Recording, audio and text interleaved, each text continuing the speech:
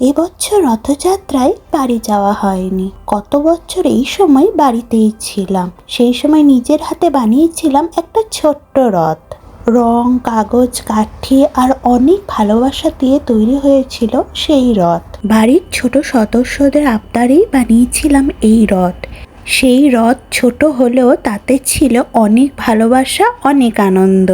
আগের বছর বাড়ি যাওয়ার 2-3 দিন পরেই রথযাত্রা ছিল, তাই বাড়ির ছোট সদস্যরা আবদার করলো এই কার্ডবোর্ডগুলো আছে সবকিছু প্র্যাকটিক্যাল খাতা, আর বাকি যা কিছু সেগুলো বাড়িতেই কিছু কিছু জিনিস বানানো ছিল সেগুলো দিয়েই এই পুরো রথটা বানিয়েছি। আর এই রথ দেখে বাচ্চাদের মনে কি আনন্দ দেখুন। সেই রথে ছিল শুধু চাকা নয়, ছিল বাচ্চাদের হাসি, আনন্দ, ভালোবাসা আর আমার ছোট্ট শৈশবের টান। ওরা যখন রথ টানছিল মনে হচ্ছিল আমরাও ছোটবেলায় ফিরে গেছি।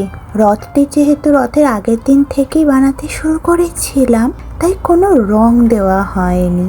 ওই মোটামুটি কমপ্লিট করেছিলাম। এখানে রথে ওরা পুজোও দিয়েছিল।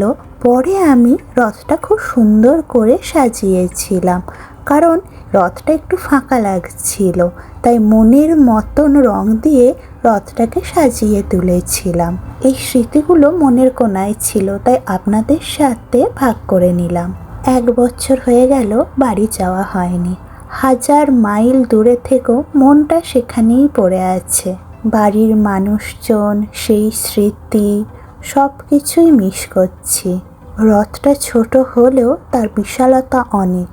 আগের বছর এই রথ নিয়ে বাচ্চাদের মধ্যে যে আনন্দ দেখেছিলাম, এবছরে হয়তো দেখতে পাবো, কিন্তু সেটা দূর থেকে। জানেন তো, মা সবসময় বলে মন থেকে কিছু বানালে ঠাকুর অবশ্যই খুশি হন। মাঝে মাঝে মনে হয় এই ছোট ছোট স্মৃতিগুলোই জীবনের আসল মানে।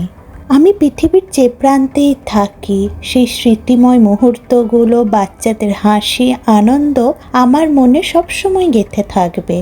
আমার এই বছর এখনো বাড়ি ফেরা হলো না, কিন্তু নিজের হাতে হৃদয়ের টানে বানানো এই রথ বাচ্চাদের মুখে হাসি ফোটাবে, আনন্দ দেবে। এই বছরও তারা রথ টানতে পারবে, আর আমি নেই বলে ওদের মন খারাপ হবে না, কারণ এই রথের মধ্যেই ওরা আমাকে মনে করবে। আর এই অনুভূতিটাই অনেকখানি। জয় জগন্নাথ। আপনারা সবাই ভালো থাকবেন, সুস্থ থাকবেন। প্রভুর কৃপায় সকলের মনস্কামনা পূর্ণ হোক।